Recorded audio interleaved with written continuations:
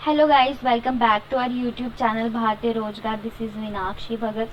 So guys, please आज की class शुरू करने से पहले रिलैक्स और स्ट्रेस फ्री हो जाएं। सो गाइस, आज की इस क्लास में हम देखने वाले हैं मेकिंग ऑफ द कॉन्स्टिट्यूशन, जिसमें हम देखेंगे कि कैसे कॉन्स्टिट्यूएंट असेंबली की डिमांड रखी गई और कैसे कॉन्स्टिट्यूएंट असेंबली बनाई गई और उसमें किस तरह से इलेक्शन हुए और फाइनली कॉन्स्टिट्यूएंट असेंबली बन गई। ओके, ये सब चीज़ें हम आज की इस क्लास में डिस्कस करने वाले हैं। प्लीज़ आप मेरे साथ बने रहिए। तो गाइस, कॉन्स्टिट्यूशन बनाने की स्टोरी स्टार्ट होती है 1934 से। 1934 में एक पॉलिटिकल लीडर थे जिनका नाम था एम.एन. रॉय। उन्होंने आइडिया दिया था कॉन्स्टिट्यूएंट असेंबली का। उन्होंने किसका आइडिया दिया था? कॉन्स्टिट्यूएंट असेंबली का। तो उसी के नेक्स्ट ईयर 1935 में इंडियन नेशनल कांग्रेस ने ऑफिशियली डिमांड की थी कॉन्स्टिट्यूएंट असेंबली की। किसकी डिमांड की थी? कॉन्स्टिट्यूएंट असेंबली की। किस चीज़ के लिए? To frame the constitution. किसको फ्रेम करने के लिए? कॉन्स्टिट्यूशन को फ्रेम करने के लिए। ओके, उसी के नेक्स्ट 3 इयर्स के बाद 1938 में जवाहरलाल नेहरू ने डिक्लेयर कर दिया था कि कॉन्स्टिट्यूशन जो है उसको फ्रेम किया जाएगा विदाउट एक्सटर्नल इंटरफेरेंस, मतलब कि ब्रिटिश पार्लियामेंट की इन्वॉल्वमेंट के बिना ही कॉन्स्टिट्यूशन को फ्रेम किया जाएगा। और कैसे? उसके लिए कॉन्स्टिट्यूएंट असेंबली की इलेक्शन करवाई जाएगी। और किस तरह से इलेक्शन होगी? एडल्ट फ्रेंचाइज के बेसिस पे। एडल्ट फ्रेंचाइज का मतलब होता है जितने भी एडल्ट हैं वो लोग वोटिंग करेंगे। ओके, ये बात किसने बोली थी? जवाहरलाल नेहरू ने। लेकिन हुआ क्या, वो हम अभी आगे देखेंगे। ओके, आपने देखा कि 1934 में आइडिया मिला, ठीक है। उसी के नेक्स्ट ईयर 1935 में इंडियन नेशनल कांग्रेस ने डिमांड रख दी ऑफिशियल। और 1938 में किसने बोला? जवाहरलाल नेहरू जी ने बोला कि हम इंटरफेरेंस के बिना अपना कॉन्स्टिट्यूशन फ्रेम करेंगे। और वो कौन फ्रेम करेगा? कॉन्स्टिट्यूएंट असेंबली फ्रेम करेगी। और उसका इलेक्शन कैसे होगा? एडल्ट फ्रेंचाइज के बेसिस पे। आई होप आपको यहाँ तक समझ में आया होगा। ओके गाइज, 1940 में अगस्त ऑफर आया था जिसमें ब्रिटिश गवर्नमेंट ने कॉन्स्टिट्यूएंट असेंबली को बनाने की डिमांड को एक्सेप्ट किया था। क्या एक्सेप्ट किया था? डिमांड को एक्सेप्ट किया था। उसी के एग्जैक्टली 2 साल बाद 1942 में क्रिप्स जो थे वो मेंबर थे ब्रिटिश कैबिनेट के। तो गाइज, अगस्त ऑफर 1940 के बाद 1942 में क्रिप्स आए थे इंडिया में। वो एक ड्राफ्ट प्रपोजल लेके आए थे। वो क्रिप्स कौन थे? बेसिकली वो मेंबर थे ब्रिटिश कैबिनेट के। वो इंडिया में क्यों आए थे? वो इंडिया में एक प्रपोजल लेके आए थे जिसमें उन्होंने लिखा था कि आप एक इंडिपेंडेंट कॉन्स्टिट्यूशन फ्रेम करोगे हमारी इन्वॉल्वमेंट के बिना। लेकिन कब? वर्ल्ड वॉर सेकेंड के ख़त्म होने के बाद। लेकिन ये जो इनका ऑफर था, जो क्रिप्स का जो ड्राफ्ट प्रपोजल था, इसको मुस्लिम लीग ने रिजेक्ट कर दिया। किसने रिजेक्ट कर दिया? मुस्लिम लीग ने रिजेक्ट कर दिया। और इस रिजेक्शन का रीज़न ये था कि वो क्या चाहते थे? वो चाहते थे कि 2 ऑटोनॉमस स्टेट्स बने। कौन सी? इंडिया और पाकिस्तान। अब ये चाहते थे कि एक कॉन्स्टिट्यूएंट असेंबली बने इंडिया के लिए और दूसरी कॉन्स्टिट्यूएंट असेंबली बने पाकिस्तान के लिए। और दैट्स वाई उन्होंने जो क्रिप्स का प्रपोजल था उसको रिजेक्ट कर दिया। किसने? मुस्लिम लीग ने। उसी के साथ साथ 1946 में आया कैबिनेट मिशन प्लान, जिसको कैबिनेट मिशन प्लान भी बोला जाता है। उन्होंने क्या किया? ये जो मुस्लिम लीग की 2 कॉन्स्टिट्यूएंट असेंबली वाली डिमांड थी उसको रिजेक्ट कर दिया। बट उन्होंने एक स्कीम दिया कॉन्स्टिट्यूएंट असेंबली को बनाने का कि आप किस किस तरह से कॉन्स्टिट्यूएंट असेंबली को बना सकते हो। लेकिन उन्होंने एक चीज़ और बोली कि वो जो कॉन्स्टिट्यूएंट असेंबली होगी उसको मुस्लिम लीग जो है वो सेटिस्फाई होनी चाहिए। लाइक मुस्लिम लीग की सेटिस्फैक्शन से ही आप कॉन्स्टिट्यूएंट असेंबली बनाओगे। और किस तरह से बनाओगे वो इस कैबिनेट मिशन प्लान में लिखा था। ओके गाइस, अब ये जो कैबिनेट मिशन की जो स्कीम थी इसके अंडर कॉन्स्टिट्यूएंट असेंबली को कॉन्स्टिट्यूट किया गया, बनाया गया कब? 1946 नवंबर में।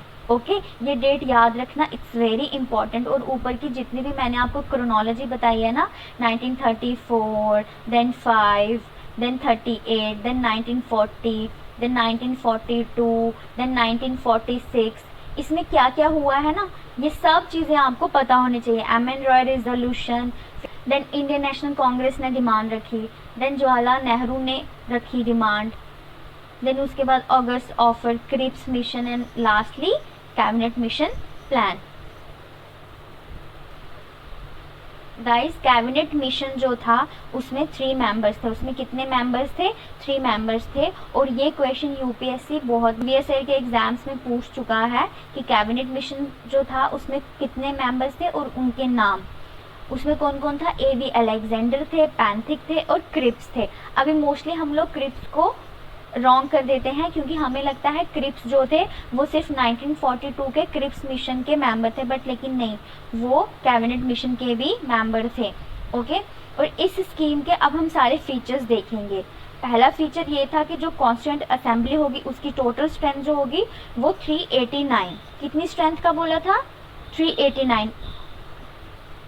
389 टोटल स्ट्रेंथ होगी, जिसमें से 296 जो सीट्स होंगी वो ब्रिटिश प्रोविंसेस के लिए होंगी, लाइक उन स्टेट्स के लिए जो ब्रिटिशर्स के कंट्रोल में है, और जो 96 सीट्स होंगी वो प्रिंसली स्टेट्स के लिए होंगी। उन स्टेट्स के लिए यहाँ ये सीट्स उन स्टेट्स के लिए होंगी जिनको किंग कंट्रोल कर रहे थे, जो उस समय के राजा जो थे वो कंट्रोल कर रहे थे। Okay, out of these 296 seats, जो 292 सीट्स थी ना गाइस, वो जो गवर्नर की प्रोविंसेस थी, उन प्रोविंसेस जिनको गवर्नर कंट्रोल कर रहे थे उनको मिलेंगी सीट्स। कितनी? 292। और गवर्नर की प्रोविंसेस कितनी थी?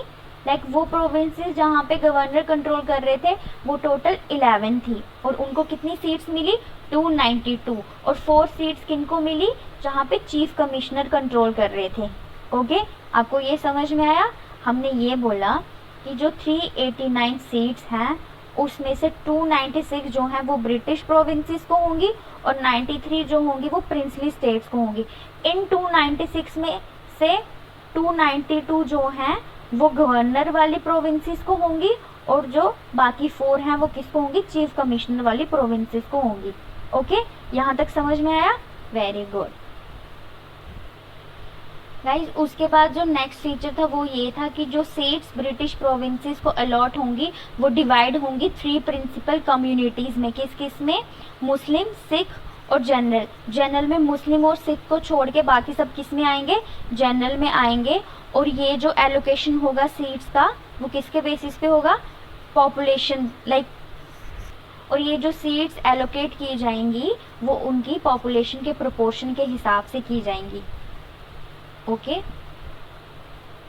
जितने भी रिप्रेजेंटेटिव्स होंगे प्रोविंशियल लेजिस्लेटिव असेंबली के, उनका जो इलेक्शन होगा उनमें वोटिंग राइट्स जो होंगे वो सिर्फ और सिर्फ उसी कम्युनिटी के मेंबर्स को होगा।